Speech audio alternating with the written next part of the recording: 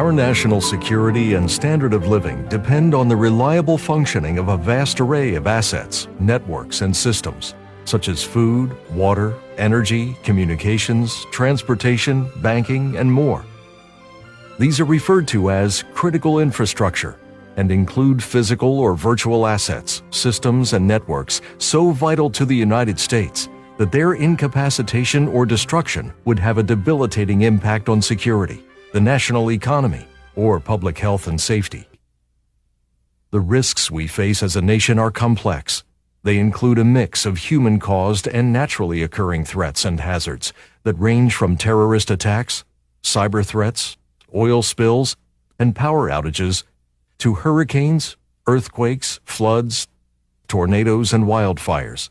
Hi, this is Sheila Aliens. Today is Thursday, July 23rd, 2015. Military exercise JADE HELM started on July 15th officially and is set to run through September 15th. In my last video, which I posted on July 12th, I went over some of the unusual system outages and power outages that have been happening in our country since late June into this month, July. So I posted that video on July 12th. On July 14th, Dabu7 posted a video entitled Heads Up, Spec Ops to Hold Planned Power Outages as JADE HELM 15 Begins. He posted that July 14th. Well, his source of information was actually a website called stevequayle.com. So we'll just go there to see exactly what was said. The source of this information is an alert posted on stevequayle.com on July 14th. I'm not familiar with Steve Quayle myself, nor would I normally take this information seriously at face value. But let's go ahead and see what this warning said. Planned power outages to be initiated on California-Nevada border in the Ant Hill and Tejon Ranch area. So I guess this Steve Quayle guy has an insider source of information who's involved with the military in some way. And that's where he's getting his information from. Here's what he said. On the nights of July 15th through the 20th, Spec Ops, which is the U.S. military's Special Operations Department, will be conducting operations at a major power center in the mountains between California and Nevada. They will supposedly be practicing surveillance techniques, defensive operations, and even sabotage operations of power stations. This will be Spec Ops conducting operations under false pretenses on land owned by a power company. He goes on to say that by false pretenses, he means that his source of information knows for a fact that the military leadership has not told the power company that this operation is running in conjunction with a bigger overall national drill. And it goes on to say if they are doing this secretly in this one area that is not shown as hostile in the JADE HELM map, what are they doing all over the country? So I gotta say that they were right. I live in Southern California. I can't speak for the Ant Hill and Tejon Ranch area. I'm not really familiar with that area, but I am in Los Angeles, and starting on the 15th, we had a bunch of strange power outages. Here's just some of the things that happened on the 15th, JADE HELM Day. An underground electrical fire triggers widespread power outage in Long Beach.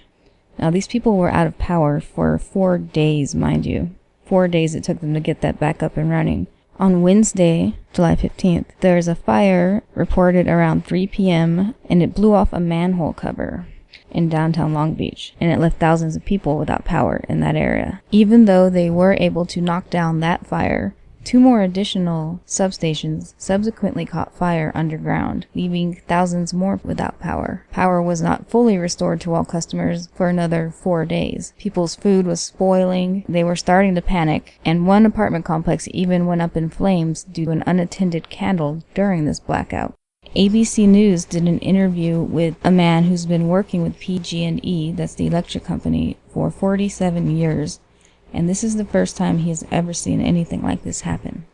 As I mentioned, a manhole cover had gone flying in the air. I was able to locate the police scanner audio from the moment that was reported over the scanner. Search, give me a rundown what you got. At this point, we have PD's cut off traffic in both directions in front of our dispatch location. We've also had one manhole cover that's popped. No one is injured. We also have smoke coming from another manhole cover about 100 yards away from that one. There is a telephone pole that apparently is smoking, and there's a manhole directly underneath it that is also popped prior to your arrival. Thanks to radioreference.com and broadcastify.com for the police scanner audio. Also on Wednesday, July 15th in Northern California, there were widespread 911 outages because of intentionally cut fiber optics cables. And they've been dealing with this so-called vandalism of fiber optic cables for the past year, and it's happened over a dozen times so far. Another thing that happened that same day is the Chicago O'Hare Airport outage. A computer system outage disrupted Spirit Airlines flights at Chicago O'Hare on Wednesday, forcing the carrier to cancel 16 flights. The glitch came early Wednesday morning when an electrical spike led to a connectivity issue for Spirit's O'Hare operations. The outage is a second to hit a big U.S. airline in 2 weeks. On July 8th, a major system-wide outage grounded flights at United Airlines. Same day, Wednesday, July 15th, this is something I noticed myself. Police had the intersection near where I live blocked off with yellow tape and everything. And they said that somebody was filming something, and this is Hollywood, so it's quite possible that they were. But we didn't see any cameras. So we went a couple blocks down, and the lights were out, and there was a funny little policeman doing those dances directing traffic. I looked down the street in both directions, and in either direction, the traffic lights were working, including the one that they had blocked off. I didn't think much of it, but come to find out there was 2 power outages right in that area, but they skipped several blocks.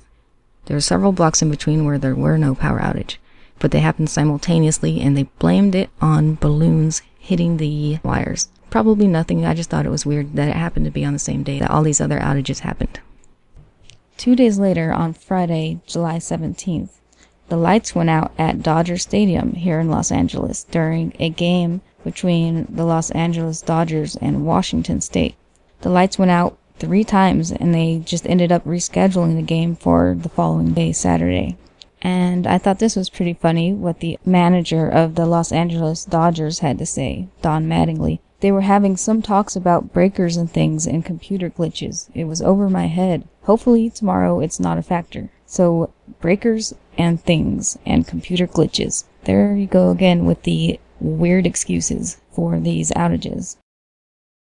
On Friday, July 17th, an outage in Huntington Beach was blamed on faulty cables. And within 24 hours, we had a huge storm, and they were blaming the next power outages on the storm, which arrived on Saturday and broke all historic rainfall records for Southern California. It was a very rare and oddly timed storm, by the way, thanks to the remnants of Hurricane Dolores. Given that the military is conducting all these other secret exercises causing real power outages, it wouldn't be too far-fetched to think that maybe they steered the hurricane this way to further stress the environments under which they are testing their personnel in their reactions to dealing with these emergencies. And if you are a diehard skeptic and haven't done your research, it is common knowledge that the U.S. government knows how to steer hurricanes. It was on Discovery Channel. Look it up.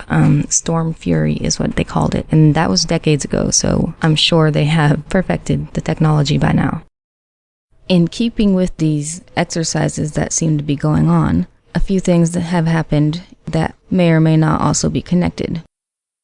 We have the North Fire, which shut down the 15 freeway in Cajon Pass. It destroyed vehicles, burned structures, and prompted mandatory evacuations. And just a couple days ago, following the freak storm we got, there was a bridge collapse on I-10. That's the main route that connects Phoenix to Los Angeles. And that route has been inaccessible for days now. But they hope to have it back up by Friday, which is tomorrow, the 24th of July. Not to mention the shooting of the Marines that happened in Chattanooga, Tennessee. Of course, they blamed it on the Arab guy, as you probably know. I won't go into that one, but that might be coincidence. Who knows? But it happened the day after JADE HELM started, and it happened to the Marines, who are currently notorious because of Operation JADE HELM. I could go on, but we'll just stop there with the incidents. So what is to be made of all of this? It seems pretty clear that these are military operations going on at the expense of the U.S. citizens. Luckily, I don't think anybody was killed during any of these blackouts or 911 outages, but 2 people were seriously injured in that Long Beach apartment fire. I was going to go more into things like CyberGuard 15, a drill that ended in late June, and all this other evidence and documents and websites I found, and video clips from the government. So how are we going to harness the power of governmental capacity, to include our own department, in defending critical infrastructure in the private sector of the United States? In order to be effective, training has to be realistic. What we experience in a training environment is what we will do in real operations. The NIP information sharing approach is based on a networked model that allows distribution of and access to information in multiple directions, bottom up, top down, and laterally, between various partners that include the intelligence community, law enforcement, government, and critical infrastructure owners and operators. We offer various programs to the private sector, such as we assist them with getting training in security awareness. We offer them free vulnerability assessments of their site. But I think I'll save that for the next video because I started this one on a Tuesday and it's now officially Friday morning, midnight. So maybe I'll make another video, I don't know. But anyway, yeah, that's what happened in California. The predictions were correct by Dabu7 and Steve Quayle, and in general about JADE HELM being about cyber attacks. All those videos, they were right. So pretty creepy. Turns out Texas isn't getting much of any of the action, but here in California, I'd say we definitely are. All right, thank you for watching. Yeah. Targets and potential crowd violence. It can be quickly de-escalated by targeting the leader, or if necessary, by panning across the entire crowd, while armed individuals mixed in a crowd can be engaged without risk to surrounding civilians.